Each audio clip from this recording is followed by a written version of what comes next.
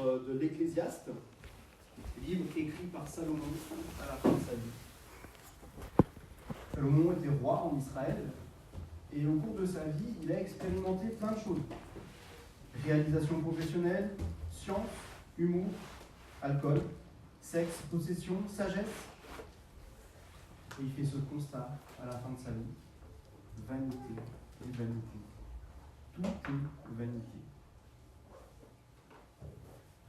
Est-ce qu'il y a des domaines dans votre vie où ce refrain est plus vrai que pour d'autres? Personnellement, il y a plusieurs domaines où je vois ça, vanité des vanités. Et il y en a un qui m'a particulièrement marqué. Les relations humaines. Qui n'a jamais été déçu d'une relation? Parfois on s'investit longtemps dans une relation et puis la relation change. Alors, avant toute chose, sachez que je suis très loin d'être exemplaire dans les relations humaines. Et loin de là, vous pouvez demander à ma femme, je suis très loin d'être exemplaire. Mais laissez-moi vous raconter une période de ma vie où j'ai vraiment vu la vanité des relations. J'ai grandi dans un tout petit village de campagne et depuis la maternelle, mon meilleur ami habitait à 300 mètres de chez moi. On a fait toute notre scolarité ensemble. Le collège, on était dans la même classe, et puis au lycée, bon, on a fait des filières différentes, mais on avait quand même des cours en commun. Et puis on passait vraiment tous nos samedis ensemble. Et puis quand je suis arrivé sur Lyon pour faire mes études, du jour au lendemain, plus de nouvelles. Plus de réponses aux SMS, plus de réponses aux appels. Cette personne, qui était un ami très proche, est devenue un étranger. Vanité des vanités. Le texte qu'on va lire ce matin nous parle des relations humaines, des relations sous le soleil. Et vous savez ce que va en dire l'Ecclésiaste? Vanité des vanités. Alors rassurez-vous, tout ne va pas être noir ce matin, parce qu'au milieu de tout ça, l'Ecclésiaste va nous distiller quelques petites pépites dans nos relations. On va voir quelques petites pépites dans nos relations. Je vous invite à ouvrir vos Bibles dans le livre de l'Ecclésiaste. L'Ecclésiaste, c'est un tout petit livre qui est après les Proverbes. On va lire l'Ecclésiaste au chapitre 4. Si vous avez les Bibles blanches, il y a au fond, ce sera à la page 437. Ecclésiaste 4, et on va lire les versets 4 à 16.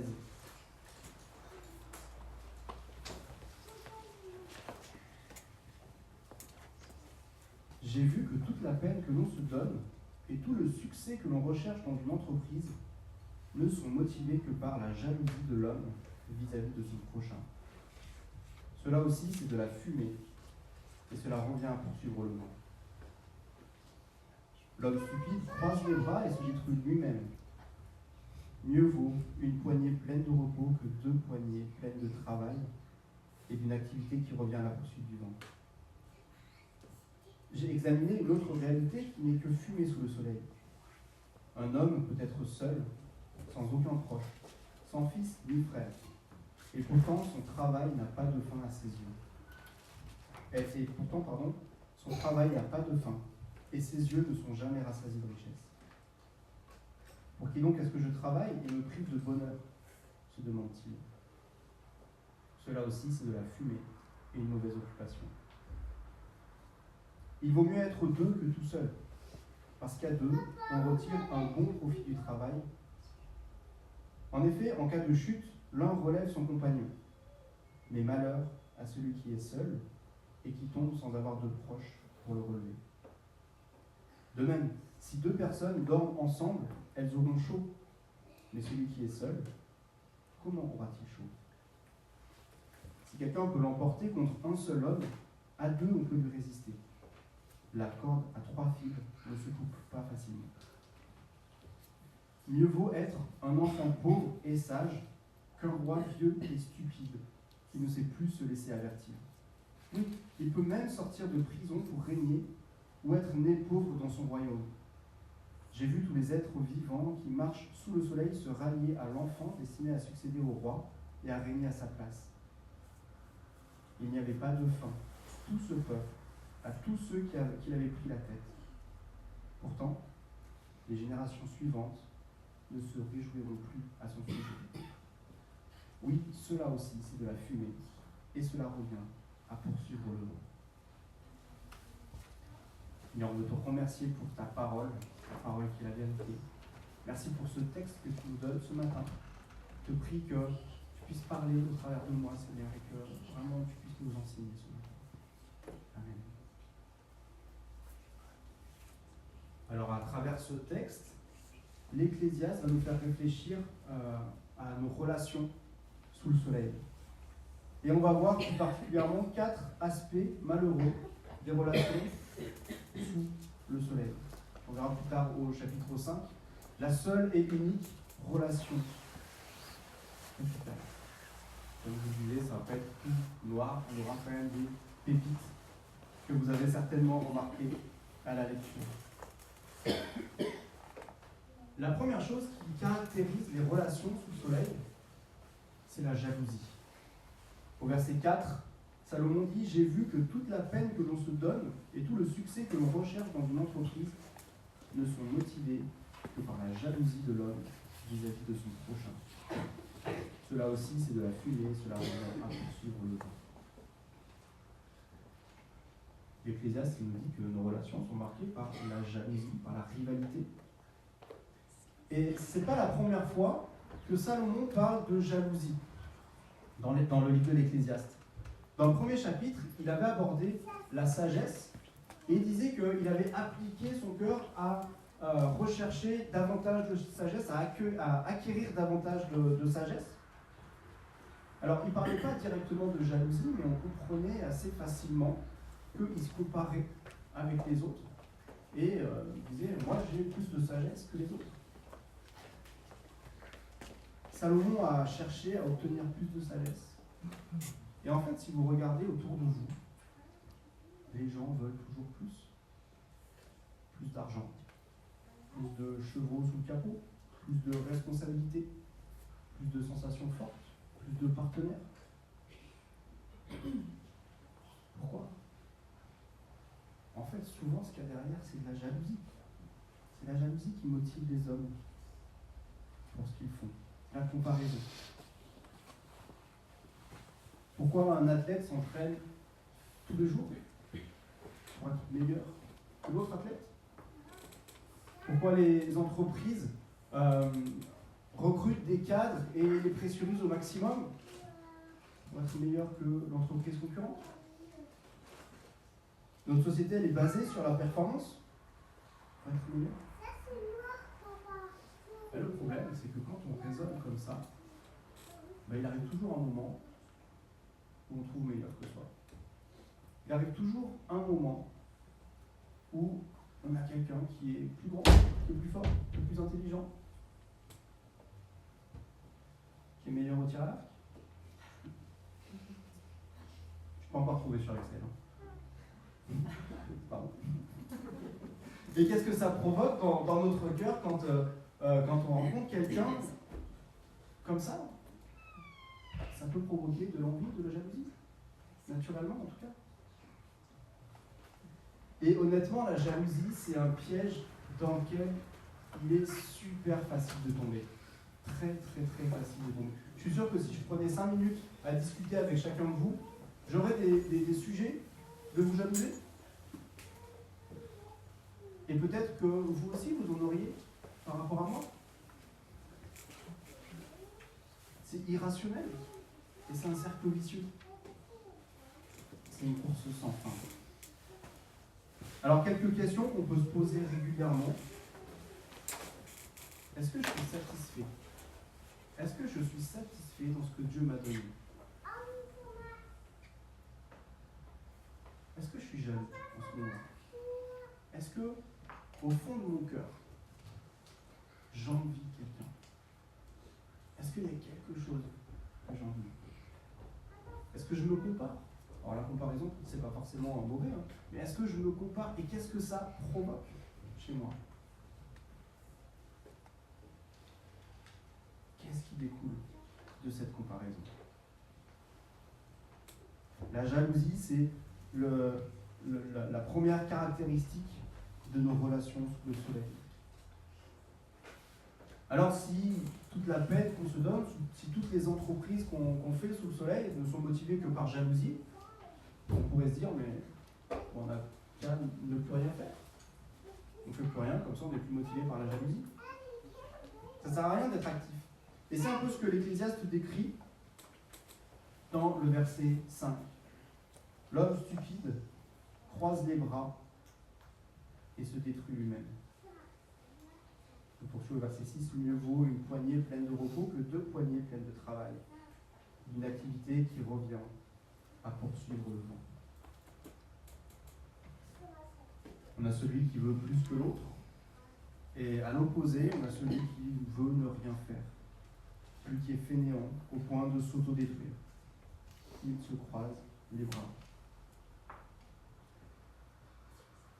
Au lieu d'être dans la réaction vis-à-vis de son prochain, il est dans l'indifférence finalement.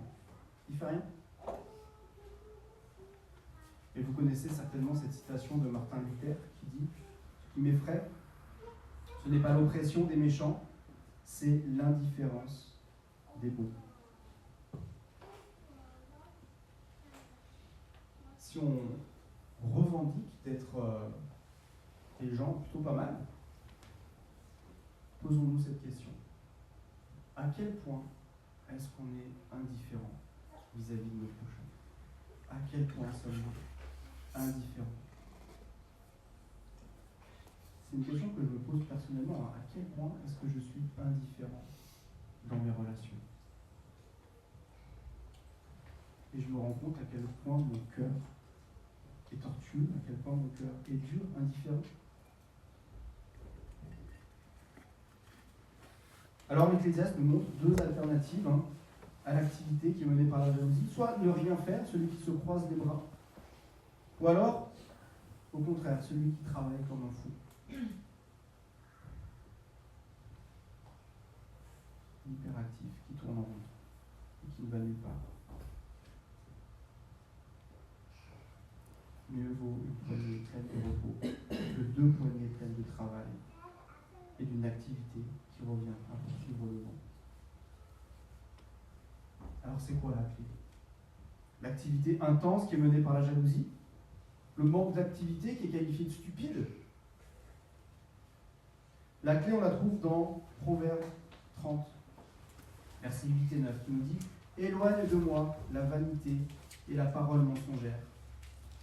Ne me donne ni pauvreté, ni richesse. Accorde-moi le pain qui m'est nécessaire, de peur qu'étant rassasié, je ne te renie et me dise qui est l'Éternel, et qu'étant dans la pauvreté, je ne commette un vol et ne porte atteinte au nom de mon Dieu. » Et vous connaissez aussi certainement ce passage de Matthieu 6. Nul ne peut servir 2 maîtres, car où il haïra l'un et aimera l'autre, ou il s'attachera à l'un et méprisera l'autre. Vous ne pouvez servir Dieu et Mammon. Pourquoi, je vous dis, ne vous inquiétez pas pour votre vie de ce que vous mangerez, ni pour votre corps de quoi que vous serez vêtus. La vie n'est-elle pas plus que la nourriture et le corps plus que le vêtement? Regardez les oiseaux du ciel, ils ne sèment ni ne moissonnent, ils n'amassent rien dans des greniers, et votre Père céleste les nourrit. Ne valez-vous pas beaucoup plus qu'eux? Etc., etc. Je vais arrêter la citation ici. La clé se trouve dans une activité mesurée, une activité qui n'est pas motivée par l'envie, et une activité qui s'exerce dans la confiance en Dieu.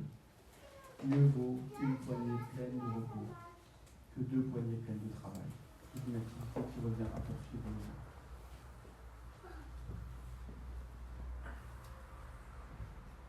La jalousie, l'ignorance, l'indifférence,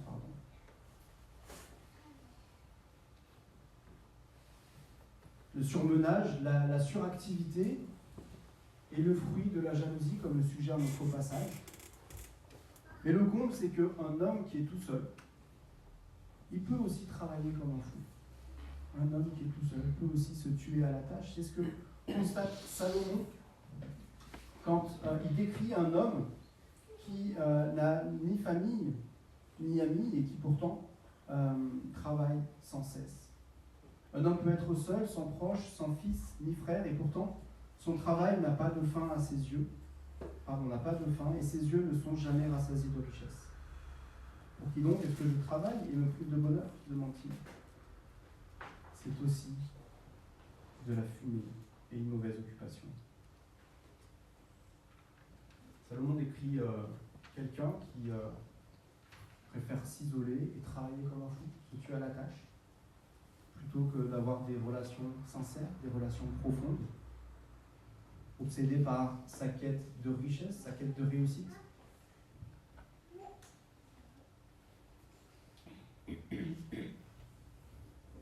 Et cette description de cet homme me fait penser à l'histoire que j'ai entendue d'un homme qui s'appelle George Turkelbaum. George Turkelbaum, c'était un employé d'une maison d'édition américaine. Il travaillait dans cette société depuis 30 ans.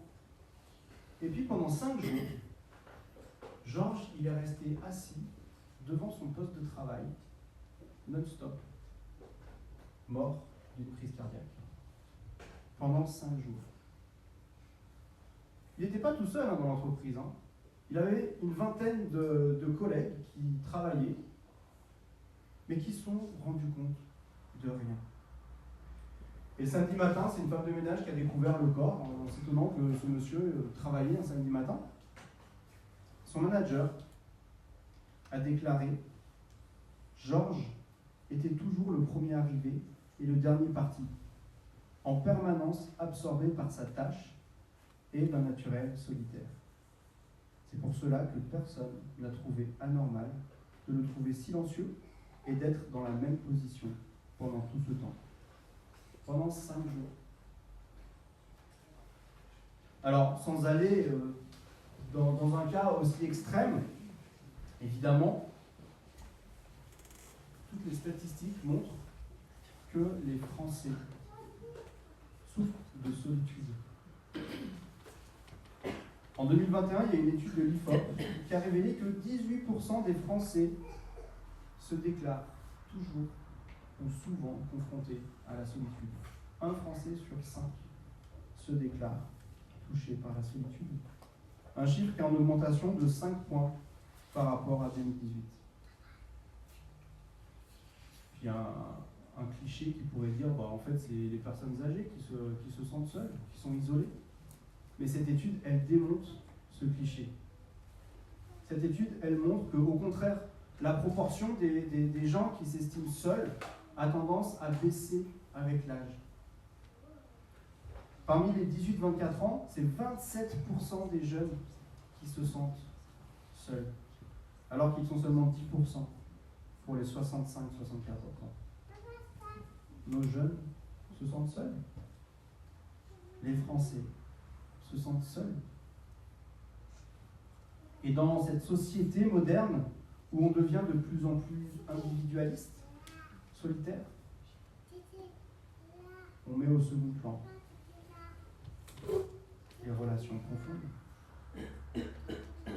Pourtant, être individualiste, être solitaire, ça affaiblit. C'est ce que dit l'Ecclésiaste dans la suite du passage. Dans la suite du passage, l'Ecclésiaste nous montre qu'il vaut mieux être deux qu'être seul. Et c'est là les pépites qu'il va nous donner pour nos relations.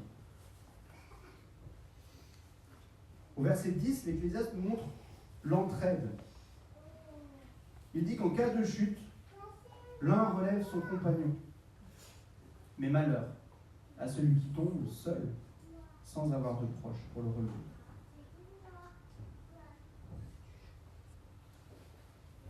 Vous avez déjà été dévasté parce que vous êtes tombé. Quand je parle de tomber, ça peut être une maladie, ça peut être un licenciement, ça peut être un péché.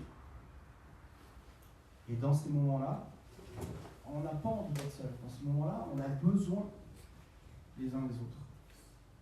Merci Seigneur d'avoir inventé l'Église.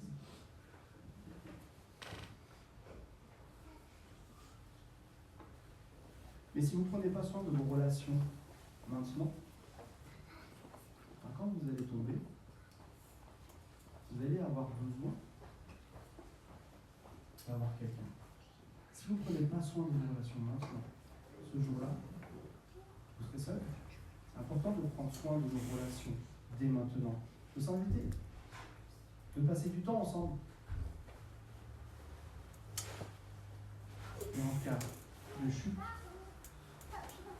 vos amis peuvent vous relever. Au verset 11, Salomon nous donne une deuxième pépite. Je vais le relire. De même, si deux personnes dorment ensemble, elles auront chaud. Mais celui qui est seul, comment aura-t-il chaud? Si deux personnes dorment ensemble, elles auront chaud. Salomon, il avait 700 femmes et 300 concubines. Je pense qu'il était habitué au pied froid sous la couette. Non, plus sérieusement, ce passage, il ne parle pas du tout, il n'y a pas du tout de connotation sexuelle. Il n'est pas du tout question de ça. En Orient, les ouvriers, les moins bien lotis, ils dormaient souvent dehors, à côté des chantiers, à côté des récoltes. Et ils dormaient sous leur manteau qui leur servait de couverture. Et quand il faisait froid, il faisait froid. Et du coup, pour se réchauffer, ils se blottissaient les uns contre les autres. Et qu'est-ce que ça veut dire réchauffer, d'être collés les uns contre les autres avec la chaleur humaine. C'est ça le sens de ce passage, de prendre soin les uns des autres. Il y a 3 jours, je prenais le petit déjeuner avec Lise et Alix, et puis parce que le matin elles avaient froid, elles étaient en pyjama encore, elles avaient un petit peu froid. Et qu'est-ce qu'elles ont fait? Elles ont fait exactement ça, elles se sont blotties l'une contre l'autre pour se réchauffer. C'est ça dont il est question, prenons soin les uns les autres. Et enfin, la dernière pépite que Salomon nous donne, au verset 12. Si quelqu'un peut l'emporter contre un seul homme, à 2, on peut lui résister. La corde à 3 fils ne se coupe pas facilement. Salomon prend l'exemple d'un conflit. C'est plus facile de se défendre à 2 que tout seul. Et ce verset, il est souvent cité lors des mariages, l'idée de la corde à 3 fils, avec l'idée qu'un fil représente Dieu, et puis les 2 autres fils représentent l'homme et la femme. Alors, c'est pas vraiment ce que Salomon écrit ici dans ce contexte-là, même si on peut l'appliquer comme ça. L'idée globale, c'est que quand on est proche les uns des autres, quand on prend soin les uns des autres, on est plus fort, on est plus aimant. Prenons soin les uns des autres. À travers ces 3 illustrations, ces 3 pépites, Salomon veut simplement souligner que la vie est plus agréable, la vie est meilleure quand on est accompagné. Il y a du plaisir dans les relations sociales. On a besoin les uns les autres.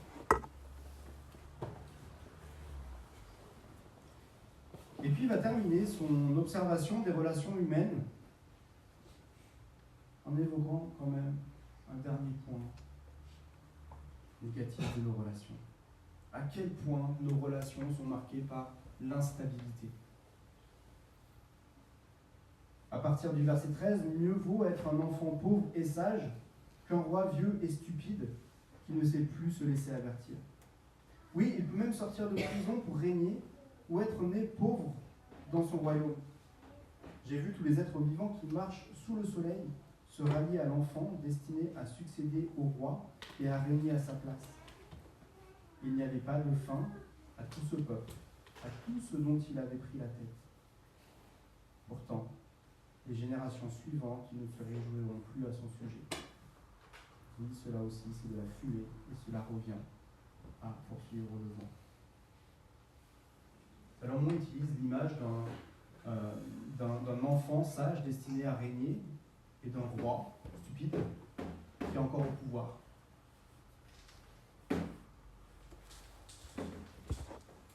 Le peuple pousse cet enfant a régné. Il a la ferveur du peuple. Tout le monde est derrière lui. Et puis quelques temps plus tard, quand il est devenu roi, il n'a plus aucun soutien. Peut-être que lui aussi est devenu un roi stupide. Mais en tout cas, ce passage nous montre que la popularité a une durée faible, que les relations sont instables, la ferveur populaire est inconstante. Je pense que vous pouvez poser la question à Olivier Giraud. Olivier Giraud qui est adoré, qui est détesté, en fonction de ce qui marque ou pas. Et en fait, quand on regarde un peu l'histoire de France, il y a plein de personnages comme ça qui illustrent ceci. Et peut-être qu'un des personnages qui illustre le plus, c'est Louis XV. On connaît Louis XIV, on connaît bien Louis XVI, Louis XV un petit peu moins bien. Louis XV, qui est l'arrière-petit-fils de Louis XIV, qui lui a succédé, il était surnommé en début de son règne le bien-aimé. Les gens l'aimaient. Les gens étaient derrière lui. Et puis des années ont passé. Et vous savez comment il a été surnommé à la fin de son règne ? Le mal-aimé. Parce que les gens l'ont critiqué pour sa politique, pour ses maîtresses, etc., etc. Puis il est mort dans l'indifférence totale. La popularité est instable. Pour nous, qu'en est-il ? Quel genre d'amis sommes-nous ?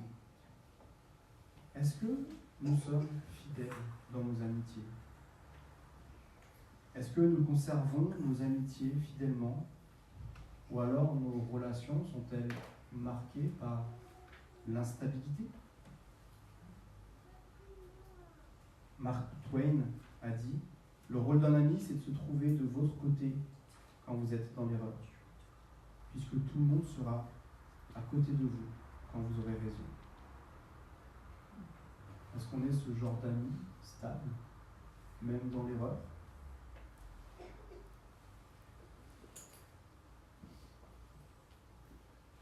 Alors le constat de l'Ecclésiaste, honnêtement, il n'est pas super glorieux. C'est pas génial. Nos relations sont entachées par la jalousie, par l'indifférence, par la solitude, par l'instabilité. Et pourtant, il y a une lueur d'espoir. Il y a une lueur d'espoir d'avoir des relations saines. Deux valent mieux qu'un. Et la corde à 3 fils ne se coupe pas facilement. Il y a espoir d'avoir des relations saines. Dieu nous a créés comme des êtres relationnels. Nous avons besoin les uns des autres. Il nous a créés à son image, lui qui est un être relationnel. Quand Dieu a créé la terre, il n'y avait pas de... Cette entreprise de création, elle n'était pas motivée par la jalousie. Mais au contraire, on voit les 3 personnes de la Trinité agir ensemble. Dieu le Père qui parle. Jésus, par qui tout a été fait, et rien de ce qui a été fait n'a été fait sans lui. Et puis on voit l'Esprit aussi qui plane au-dessus des eaux. Les relations au sein de la Trinité ne sont pas entachées par la jalousie. Elles ne sont pas non plus entachées par l'indifférence. Relisez les évangiles. Regardez combien de fois Jésus-Christ passe dans la prière. Il est sans cesse connecté à son Père. Et quand Jésus il a besoin de solitude, c'est pas pour être tout seul dans sa bulle, c'est pour vraiment se connecter à son Père. Les relations au sein de la Trinité ne sont pas non plus entachées par l'instabilité. Dieu ne change pas. Il est le même hier et aujourd'hui. Malachie 3,6 dit « Car je suis l'Éternel, je ne change pas. » Et dans sa relation avec l'Église, Dieu cherche la même chose. Il ne change pas. Il est toujours fidèle. Combien de fois est-ce que vous avez blessé Dieu? Combien de fois est-ce que vous lui avez posé sur la tête une couronne d'épines? Et pourtant, Dieu nous accueille à chaque fois qu'on revient vers lui. Dieu est fidèle, il ne change pas. Alors oui, nos relations sous le soleil sont pleines de tâches, mais par son Saint-Esprit, Dieu nous aide à lui ressembler davantage chaque jour. Alors oui, il y a un espoir de vivre des relations sous le soleil saines. Mais rappelons-nous que nous sommes des êtres créés à son image. Et que quand on sera dans la nouvelle création avec lui, on ne pourra plus dire de nos relations vanité, des vanités. Je vais prier. Seigneur, on veut te remercier pour l'amitié. Merci pour les frères et sœurs que tu as placés ici, dans cette église, Seigneur, dans cette assemblée. Seigneur, je dois reconnaître que je me vois beaucoup dans cette description, avec l'instabilité, avec la jalousie, l'indifférence. Seigneur, je te prie que tu travailles dans nos cœurs, que tu travailles dans mon cœur, pour que nos relations soient saines, que nos relations soient comme celles décrites dans ces quelques pépites que Salomon nous donne. Qu'on puisse compter les uns sur les autres, qu'on puisse prendre soin les uns des autres, Seigneur. Je prie que ton esprit travaille dans nous, pour que chaque jour on te ressemble un petit peu plus, et nos relations soient de plus en plus saines. Amen.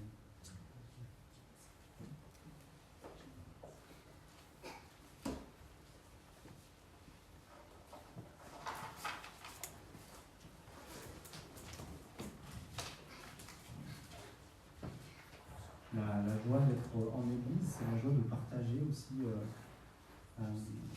ensemble, et de partager aussi ce repas qui est sur cette table. Quand Jésus est venu sur la terre, il a rempli le pain, il l'a passé à ses disciples en disant que c'était son corps offert pour nous. Il a fait passer la coupe, symbole de son sang versé pour nous. Et ce matin, on a la joie de partager aussi ce repas pour se rappeler du sacrifice de Jésus-Christ à la croix. Et puis, montrer que nous sommes unis aussi en lui. On va avoir ce temps de scène pendant lequel il y aura un chant, Entends mon cœur. Et puis après ce chant, on aura un temps de prière libre. Voilà, tout est vraiment libre dès le début vers le Seigneur. Je vais faire passer les éléments.